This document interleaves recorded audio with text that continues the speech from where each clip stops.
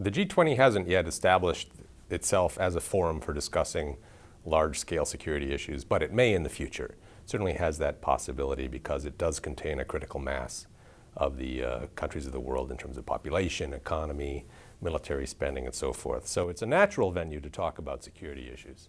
On the other hand, the G20 is young, and new organizations have to go through a shakedown cruise. And in particular, they have to establish their competence and legitimacy in a focused issue area before they can broaden out and address other issue areas. So in my view, it's actually entirely appropriate for the G20 to be concentrating at the moment on economic issues, and in particular on the currency issue, because that is, in fact, an item of some urgency at the moment. I think it would be a bad thing for the G20 in Seoul to distract itself by starting to talk about security issues.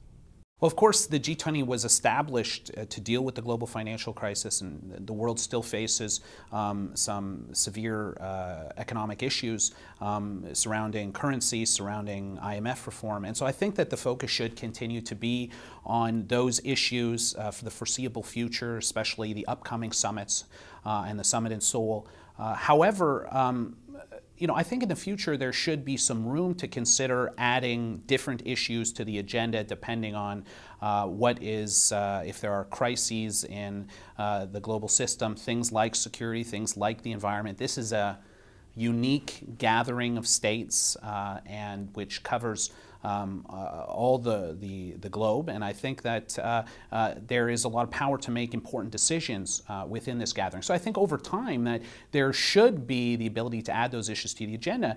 We have to be also realistic that on the side that even within sessions, even when the economy is the primary issue, that some of these other issues will be brought to bear and could enter the agenda in an informal manner anyways.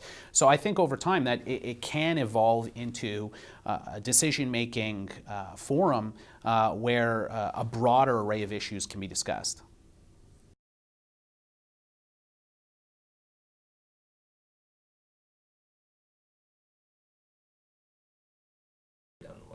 The human security agenda could use a boost from anywhere it can get it.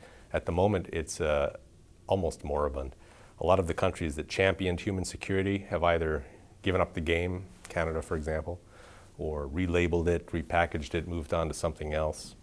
R2P, the responsibility to protect, which was so integrally related with the human security agenda, is certainly on the back burner, globally speaking. So anywhere that human security can get a boost from, it should get a boost. And the time may come when the G20 is the place to do that.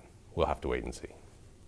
The human security agenda has hit a roadblock, so to speak, in the international community. And I think, it would certainly be given a significant boost if it were endorsed and discussed and advanced under within the G20. However, I think, forcing that issue is not necessarily the right approach. That I think that first we have to talk about just bringing issues of security to the agenda, widening the agenda beyond the economic sphere. And so I think that in and of itself would be a positive step.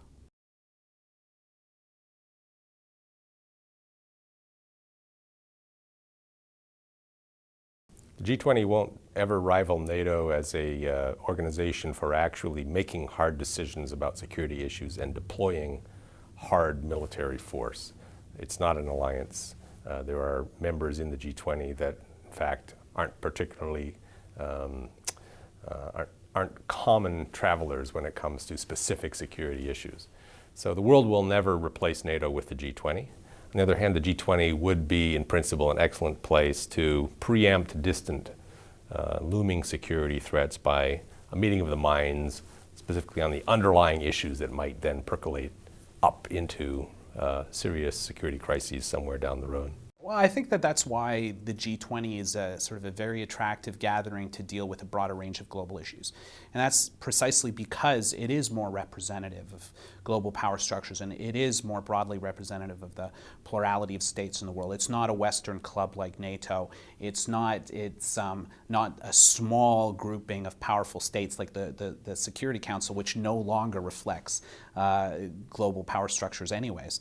So I think in that sense, this is a very positive evolution in the global system, where we could have this more representative body deliberating on some of the most important issues of the day.